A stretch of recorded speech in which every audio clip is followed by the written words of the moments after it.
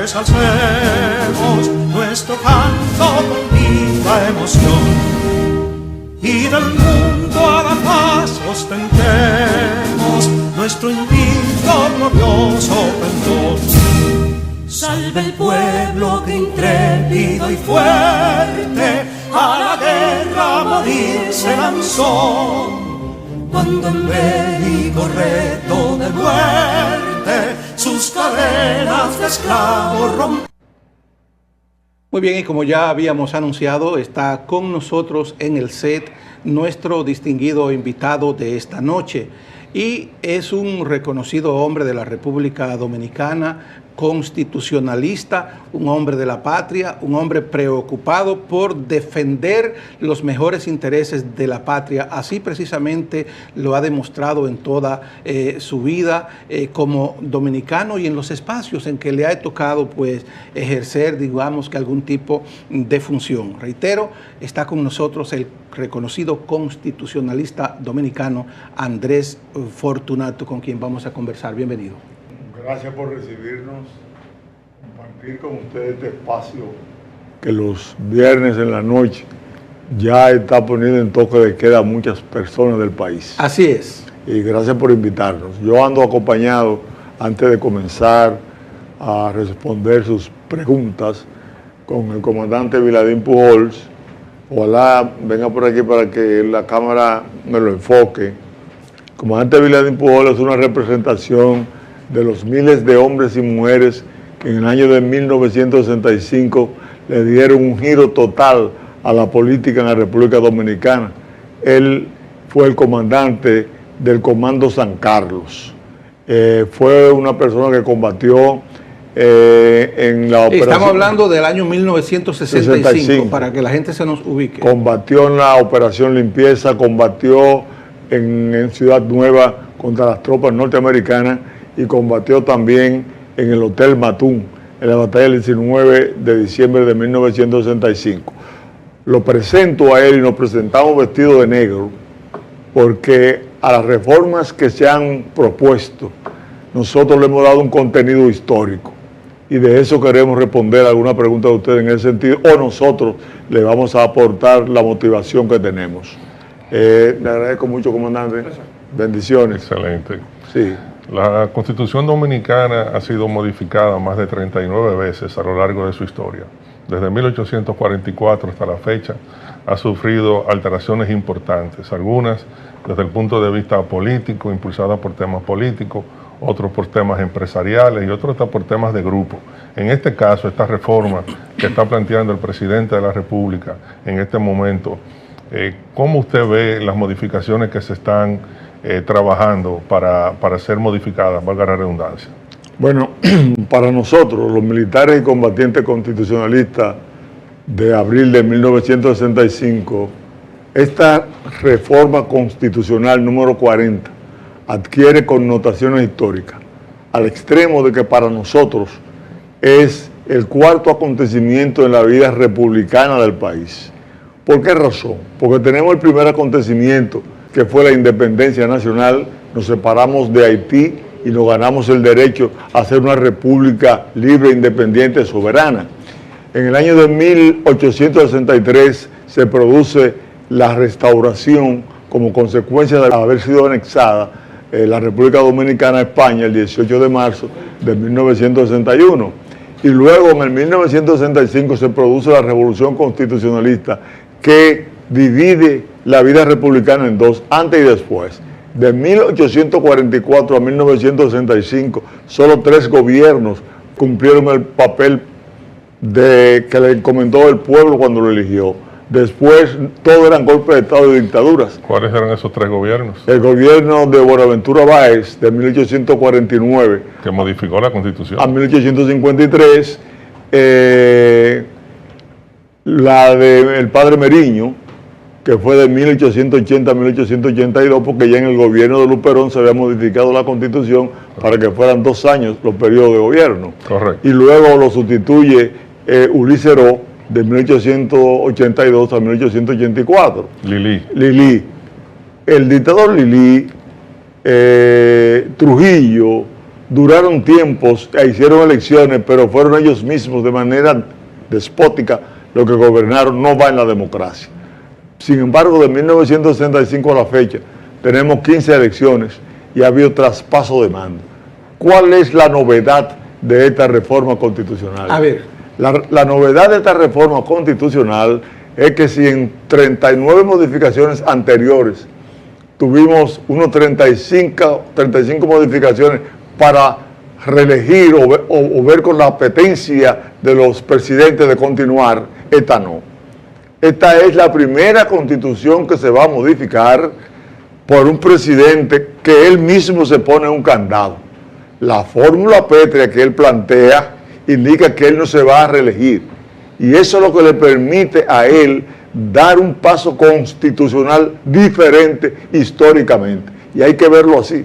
Porque solamente cuando un presidente hace lo que él hace, evita el continuismo de los que se consideran mesiánicos, el continuismo de los caudillistas, y sí se le da un paso a la democracia. ¿Y cómo eso ayuda desde su punto de vista a la democracia y a la propia alternabilidad en el poder a beneficio de la población? El artículo 75 de la Constitución numeral 12 plantea la lucha y el deber de todo ciudadano por mejorar la calidad de la democracia. El caudillismo y el mesianismo impiden que la democracia interna de los partidos y la transparencia se den, como plantea el artículo 216 de la Constitución, que todos los partidos pueden ser reconocidos, pero con sujeción a la democracia interna y la transparencia. ¿Para qué la democracia interna y la transparencia?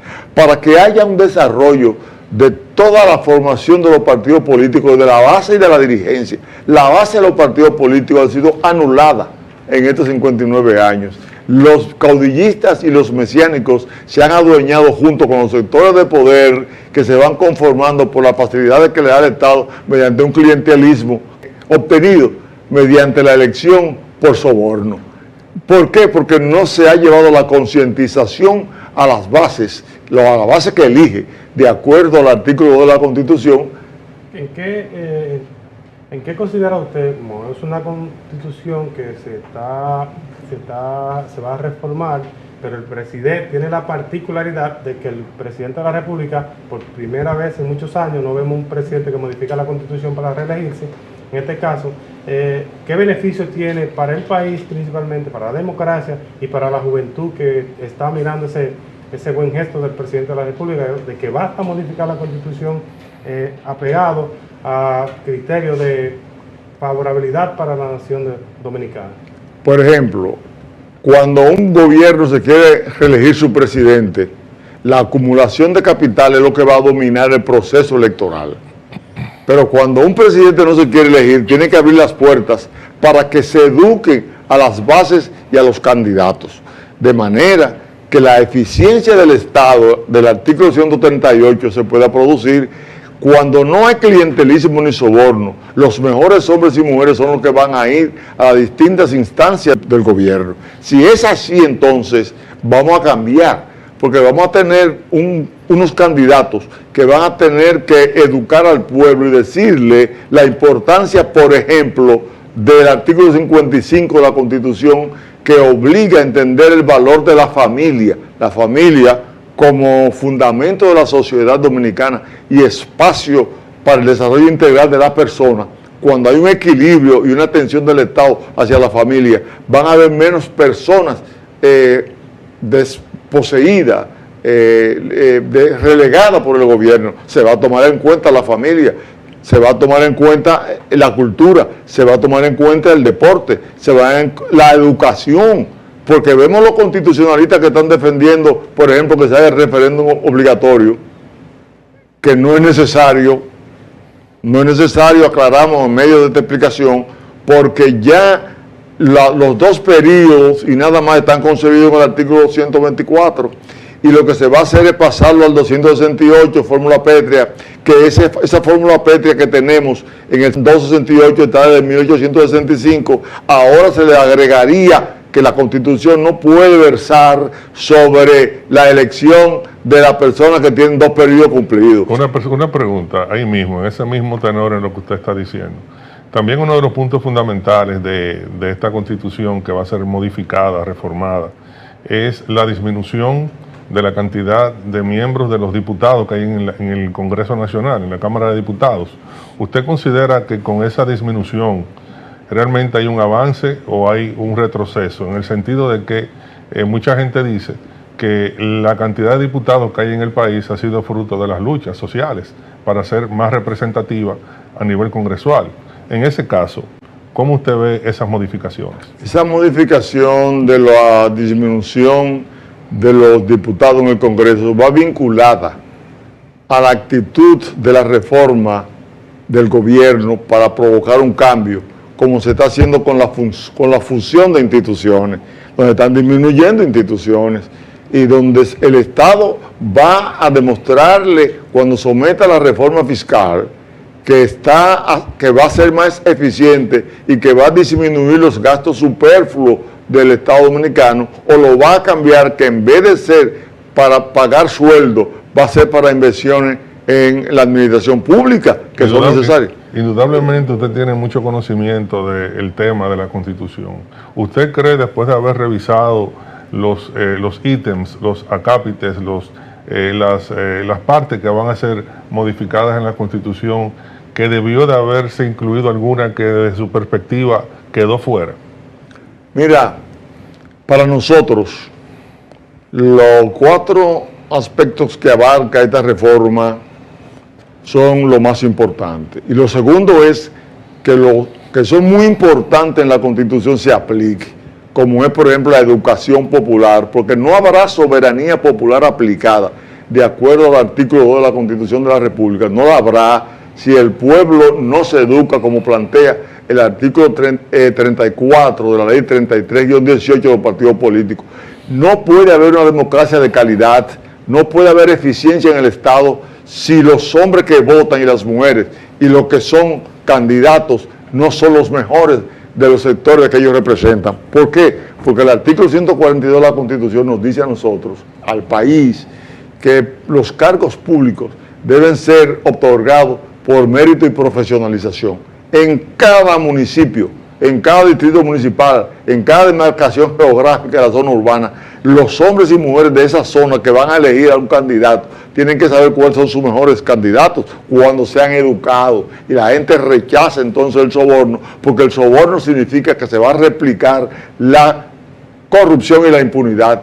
Y ahí es que está el gran problema que está confrontando esta sociedad, porque arrastra años de acumulación originaria de capital en sectores que lo que hacen es llevar los recursos que extraen del Estado fuera del país, donde usted ve que, por ejemplo, hoy se publica la cantidad de psicólogos que hay desempleados, cuando el artículo 19 de la ley 176-07, en su letra H, plantea que a los ayuntamientos les compete la lucha contra la violencia intrafamiliar. Imagínense que en todos esos sectores, esos psicólogos se empleen para cada situación que se presente en las comunidades, ellos puedan intervenir. Tendríamos hogares más equilibrados, tendríamos personas con menos problemas psiquiátricos, psicológicos, porque son atendidos de su base, que es el hogar, que es las escuelas, que son las juntas de vecinos. Aquí se puede hacer una transformación, y es a través de pasos como esos que se dan con esos 4 puntos de la reforma de la Constitución que se ha planteado. Definitivamente, perdóname Rafael, definitivamente que con Andrés Fortunato se puede hablar largo y tendido de muchos temas, y sobre todo de lo que tiene que ver con la política nacional e internacional. Continuando aquí en nuestro país, en otro aspecto, ¿qué piensa usted de la planteada reforma fiscal? Completamente de acuerdo. ¿Y por qué? Mira, ni una persona de manera particular, ni una familia, ni un grupo puede tener un presupuesto deficitario. O sea, si aquí se necesitan hacer la cantidad de elevados necesarios, la cantidad de carreteras, la cantidad de centros deportivos en todos los municipios y en todos los distritos municipales, si aquí se quiere tener una mejor calidad de vida en todos los órdenes, hay que presentar un presupuesto que abarque la parte deficitaria que hay. ¿Y quién va a pagar eso? El pueblo.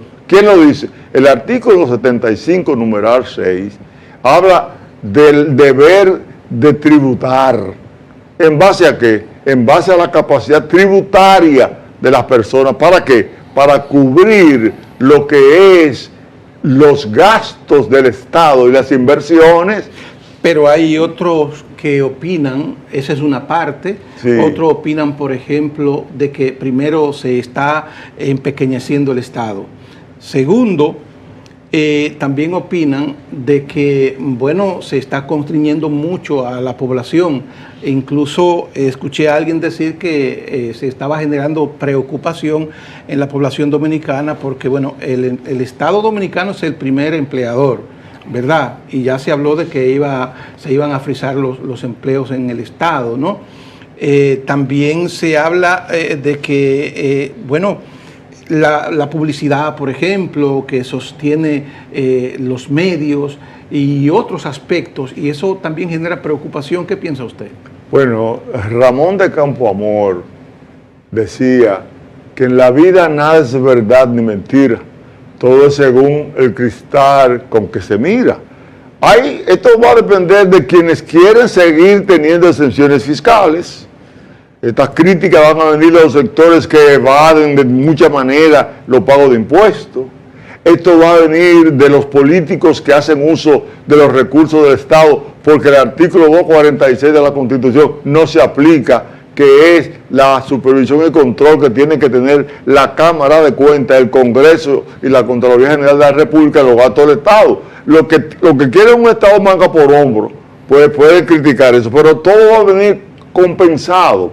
Cuando se reduce el Estado, y el Estado entonces lo que se reduce en pago de empleomanía, lo emplea en políticas públicas que van a producir más empleo también, y que van a permitir que el sector privado se amplíe más, porque a más carretera, más importación de máquinas, como por ejemplo los tractores, los bulldozers, etcétera, y van a haber muchos empleados, y las ferreterías van a vender más, se van a ampliar en otro sector. El sector privado tiene que mantener de alguna manera y la población con los pagos de impuestos al Estado. Pero hay algo más todavía, Andrés.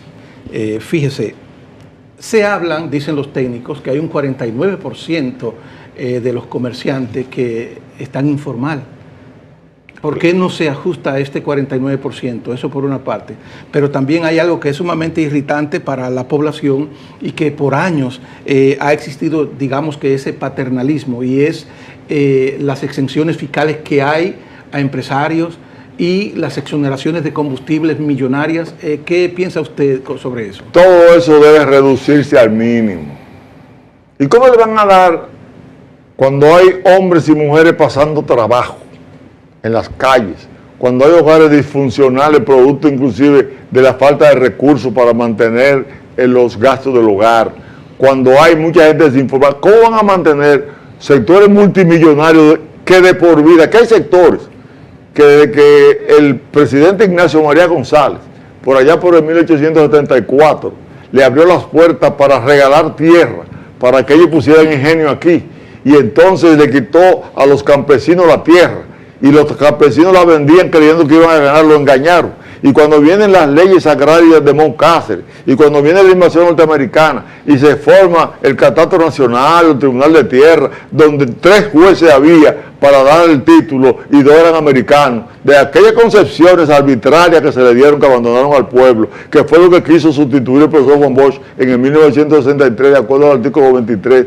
de la Constitución de ese año. Doctor, ¿considera usted que con toda esta reforma que está haciendo el gobierno, con la incrementación de diferentes instituciones que tratamos con esa unificación, podrá evitarse más la evasión de impuestos de empresarios y de políticos? ¿Usted cree que con toda esa reforma y con toda esa se puede...? Con esa reforma más la educación ética, moral, de conocimiento del manejo del Estado, de los valores patrios.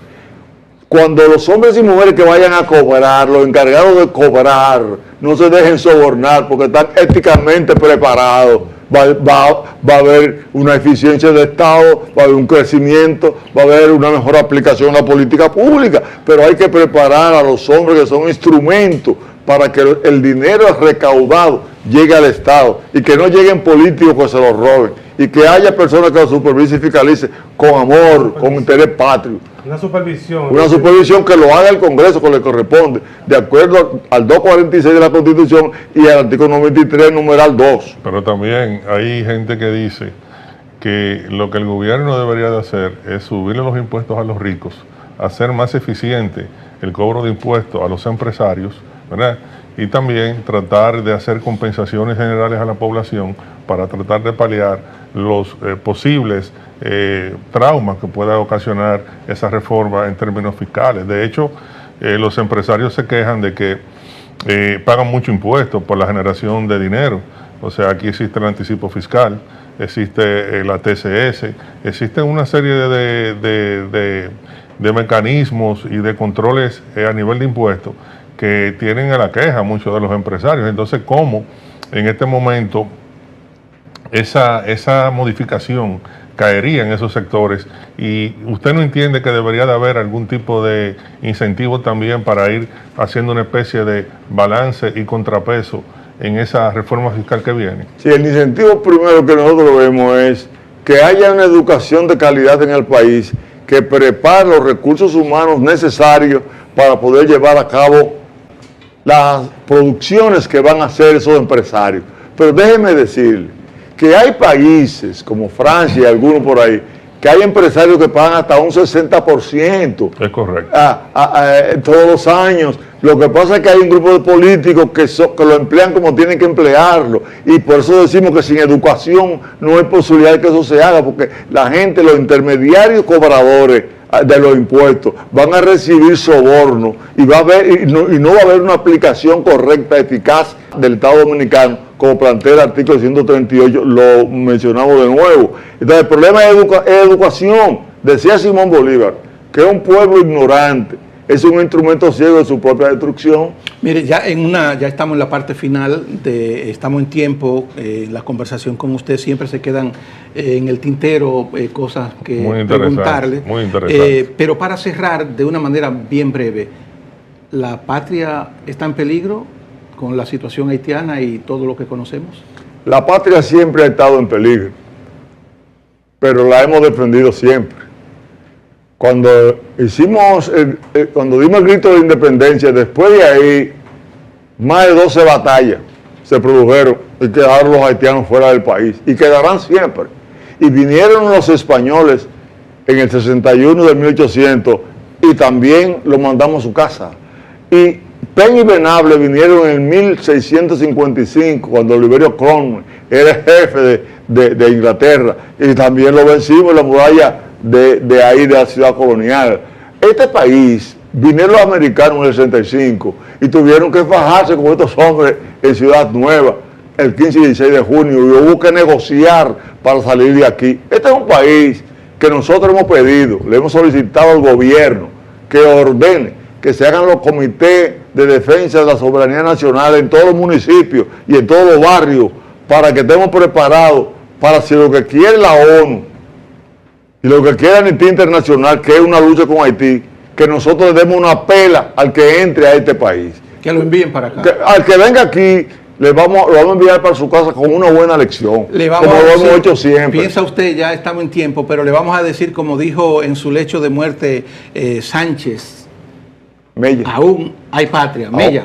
Aún hay patria. Y nosotros por eso andamos vestidos de negro, para que el pueblo sepa que lo que se está ocurriendo aquí es producto de la sangre que se ha derramado en esta sociedad dominicana, desde que llegó Colón hasta el día de hoy.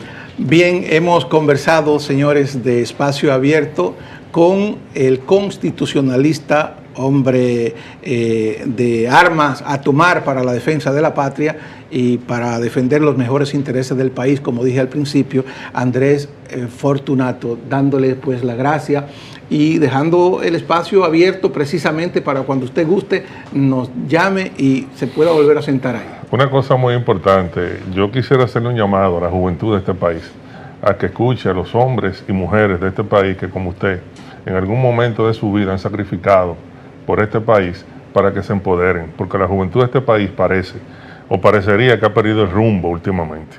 Parecería como que la juventud de este país está en dembow, está en cosas que no son el estudio, que no son en la concentración de la ética, la moral y los valores patrios. Y es bueno que vean a estos hombres que son para mí inmortales, porque ya en su momento pusieron su dignidad, su vida, a su familia, su libertad, la pusieron en peligro para defender la soberanía nacional en el momento que era necesario. Así es que muchísimas gracias por estar aquí, y esa observación, ojalá que los jóvenes que están viendo este programa la acojan y la apliquen también. Muchísimas gracias. Gracias a ustedes, bendiciones.